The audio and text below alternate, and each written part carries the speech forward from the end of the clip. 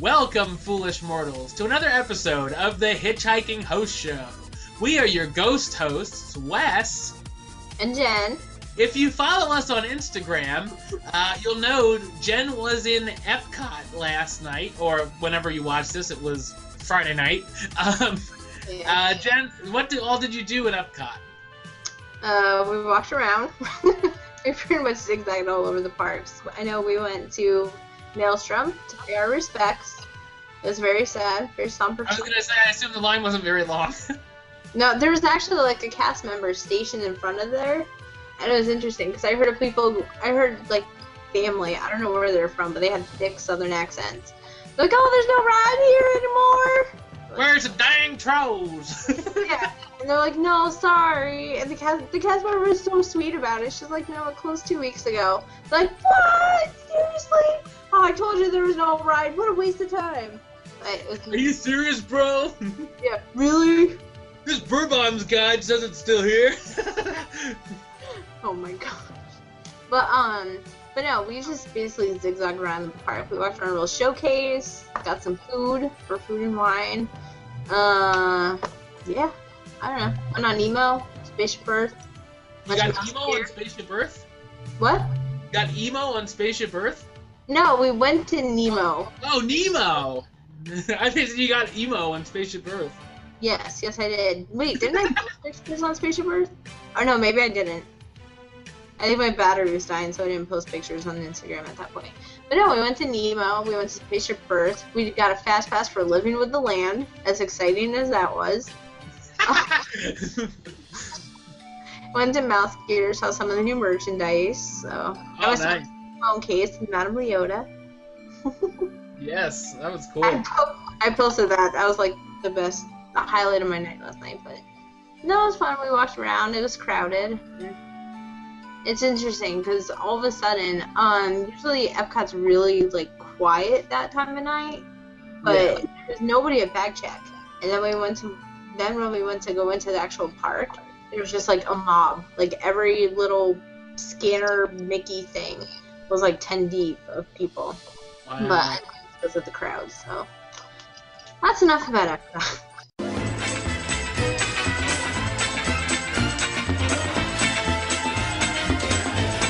This week in the news, we learned characters from Disney's upcoming animated film Big Hero 6 are on the way to Disney parks. In Walt Disney World, guests can meet both Hiro and Baymax at Hiro's Garage Workshop inside the Magic of Disney Animation building. Over in Disneyland, you can meet the duo in Hiro's Robotics Workshop near the Starcade in Tomorrowland. Also, don't forget, you can get a sneak peek of Big Hero 6 at Disneyland's Magic Eye Theater, where, of course, Captain EO is normally played. Hiro and Baymax are expected to make their park debut, of course, in Mid-November. Right in time, probably right the day after I leave. Knowing my luck, I'll be like, hey, you'll give me a picture. Hey, guess who's here? Like, ah! Oh yeah, I totally will too, just to be a pain in the butt. But somebody tweeted today that there actually is Big Hero 6 merchandise starting to appear in the parks. Awesome. Yeah. And I can't tell you their names because I haven't learned that yet based on like what they look like. Yeah. But I know there's a couple stuffed animals and it looked like some action figures, and I think it was at the Emporium. That's cool. So merchandise is coming. I figured it would be sooner or later, yeah. So yeah, I figured that the characters would be coming sooner or later. They're gonna replace Wreck-It Ralph and Vanellope in the Magic. I know, I wanted to meet them too. In the Magic of Disney Animation, and they're their last day is like October 26th or something. So I'm not gonna see either one. They won't be anywhere in the parks? Ralph and Vanellope are scheduled for the Christmas parade, so I'll at least get to see them. Well, that's it. Yeah, there you go. But yeah, so that'll be exciting for fans of Big Hero 6. A special Once Upon a Time photo op is now available at Disney's Hollywood Studios in honor of Elsa, Anna, and Kristoff's arrival into Storybrooke. A Disney PhotoPass photographer will take your photo in front of a Once Upon a Time background. When you see the picture on the PhotoPass website, you'll see that both Elsa and the Evil Queen have joined the picture as well. The Once Upon a Time magic shot is also free for a limited time download. I want to know why you can't get Kristoff involved. Why it's got to be the Evil Queen. But whatever. I don't know. Yeah, it's interesting, but I think it's cool. It's cool that it's free because you can actually download something for free using the Magic Plus app.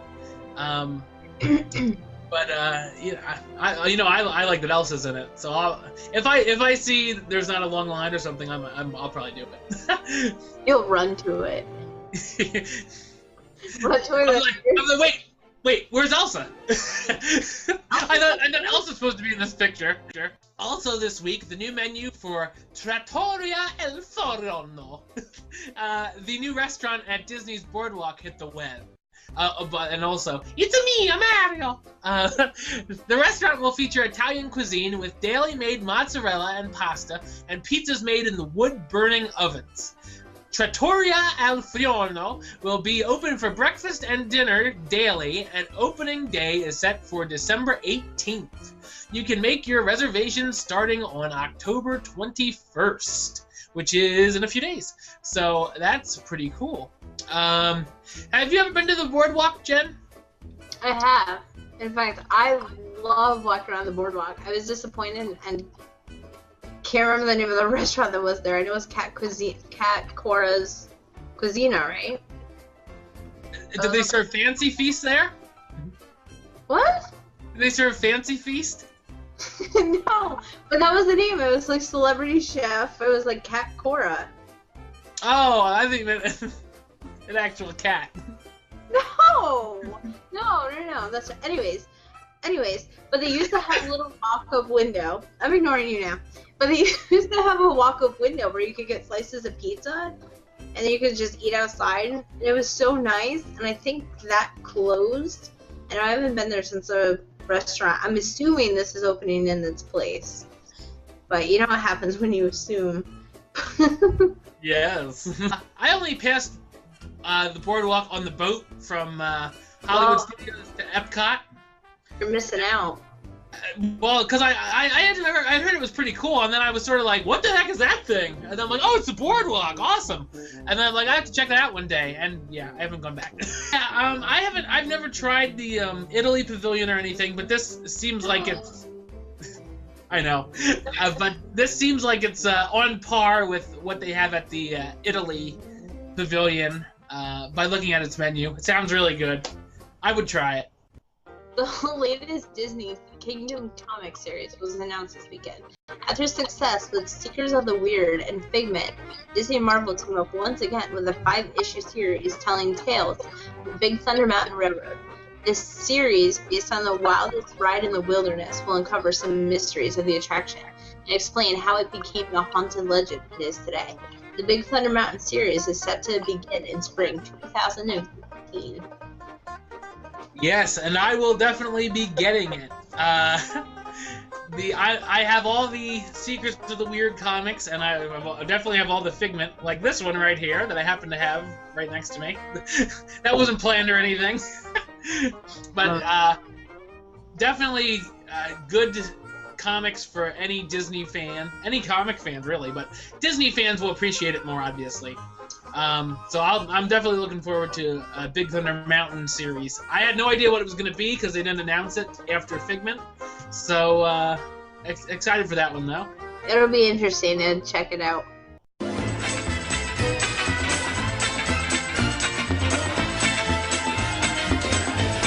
This week, our main discussion is going to be about another ride that recently closed down. We're going to be talking about the Studio Backlot Tour.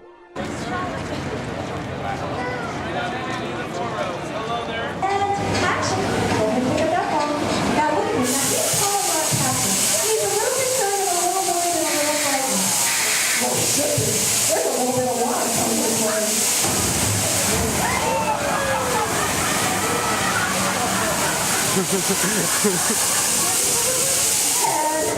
that's a physical effect I need a great big round.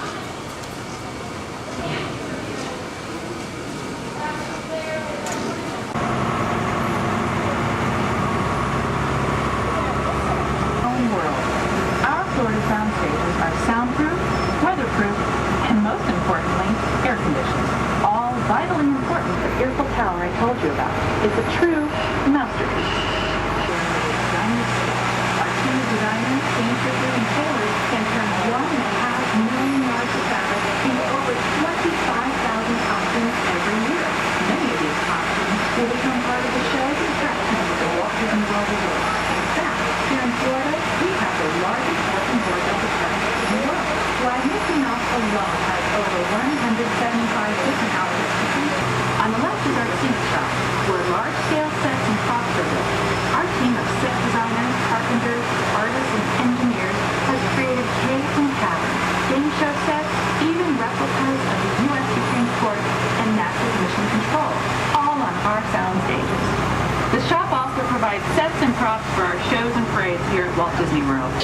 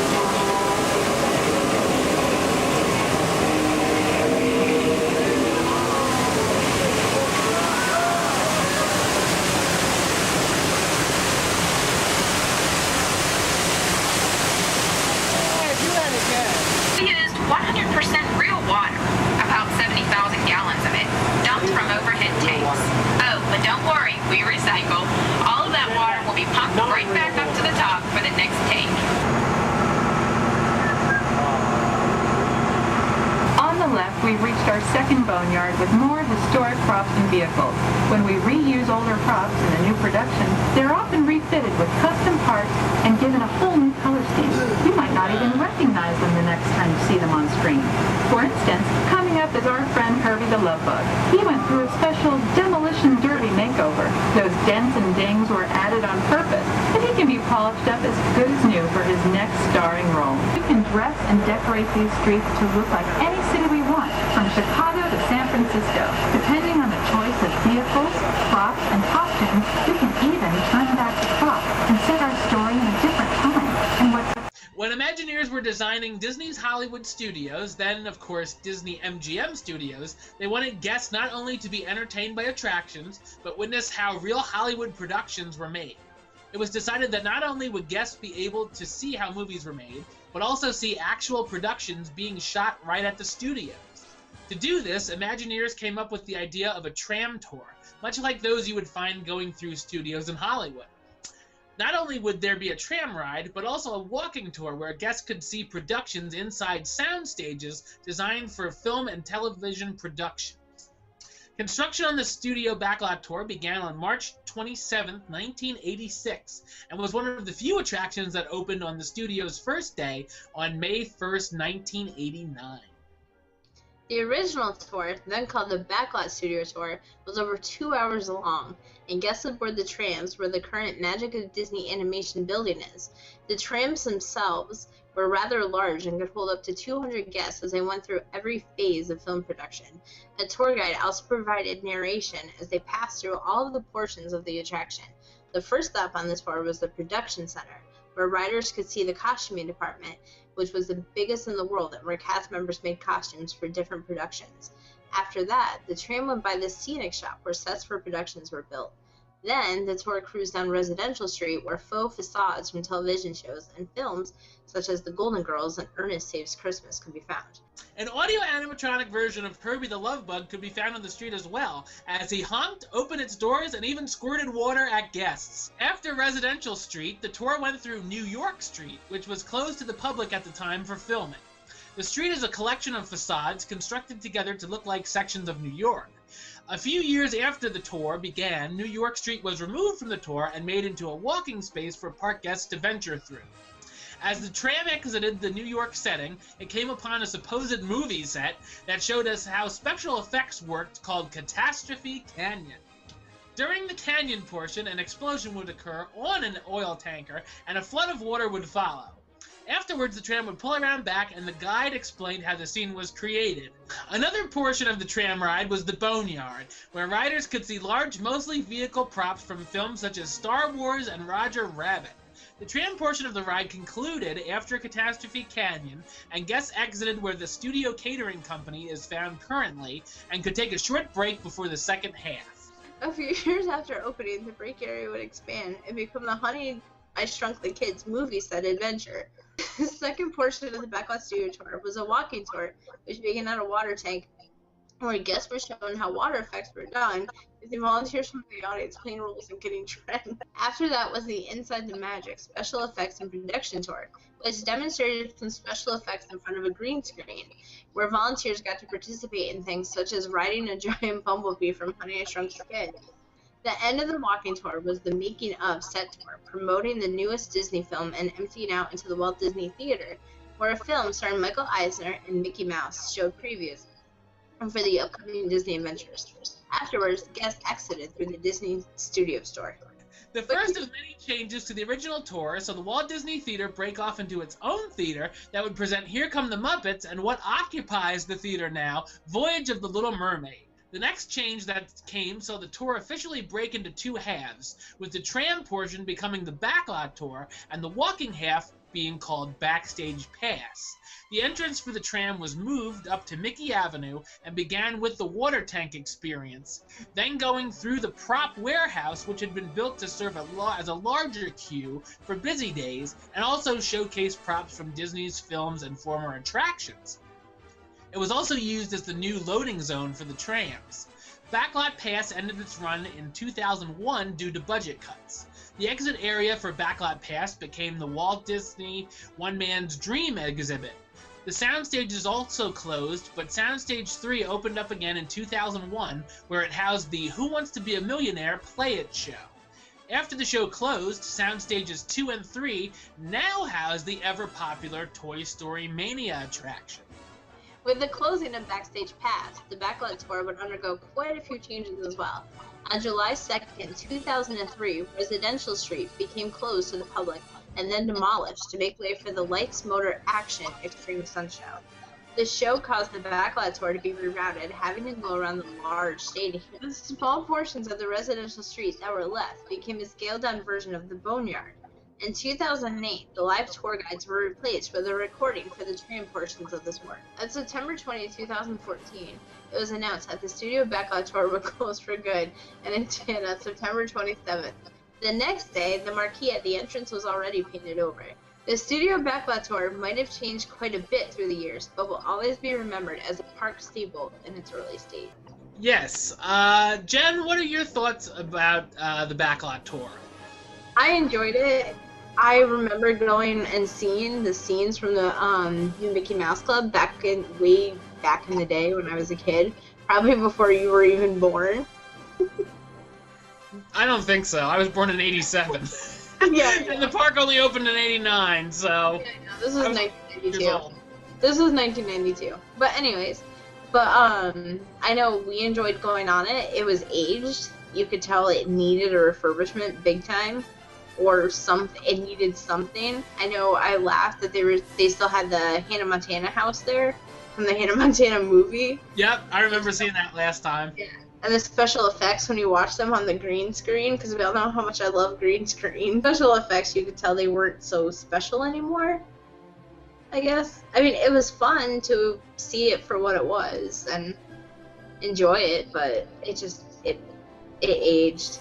But some of the buildings there that were supposed to be the production buildings, there was never anybody working in there. So it's kind of like, oh, here's where they produce costumes, and there'd be nobody working. So it was kind of sad in a way. I don't know. It kind of made me sad. Like, oh, this is what studios used to be, because I remember it back vaguely, but I remember it back when it used to be like that. Yeah. What's funny is when I was writing the history, I checked multiple sources, and I do not remember Residential Street. I thought Residential Street left a long time ago, but evidently I saw it 4 times, and I don't even remember it. And I was always like, oh, it was so much better when they had the Residential Street. I never saw it, but evidently I did. So, but I just don't remember it. So I was young, but I really only remember Catastrophe Canyon from the first few times I was on it. But anyway, it was so much better back in the day. The last time I was on it, which was 2012, I was just like, why did I come on this? I'm like, this is a waste of 45 minutes that I could be doing something else. But I did really like it back in the day. Catastrophe Canyon was still okay. It's the same thing every time, obviously. But I don't know. What I think really did it in was the Lights, Motor, Action stunt show. I don't know if I said this before when we talked about it closing, but it was horrible to go past the stadium and they're like, here's a prop from the stunt show. Here's something else used in the stunt show. Here's this from the stunt. I'm like, I don't care about the stunt show. Well, it became like an advertisement for the stunt show. Yeah, that's basically what it was. And the last time I went on, I remember going by, it was like literally 2 minutes of just the same poster. And I'm like, what's going on? And with no narrator, it was just silence. And we just sat there and we're like, where are we? I don't know. I don't like that. I like the actual tour guide because it was a little more exciting to have someone there talking. And it's just a guy just making sure no one gets up out of their seat. Why not have him be the tour guide? The canned narration was boring. Mm-hmm. Here we are, Catastrophe Canyon. Gee, I wonder what's gonna happen. Oh my God, here we go. I'm like, kill me now. I think that was the beginning of the end when they brought the car show for the Backlot Tour, and I blame it for that. That's another reason I hate that show. Well, they coexisted for a while. I'm gonna play devil's advocate, but they did coexist for a while. But then, like you said, the tour became basically, like, I considered it like a glorified, like, oh hey, check out the Lights, Motor, Action 3 times a day at such times. So it became like an advertisement just for the show. Like, hey, you want to see more? Come to the show. Back in the day when they sent they still sent the DVDs, but they sent the VHS tapes of the, it's like the 93 VHS tape, I think.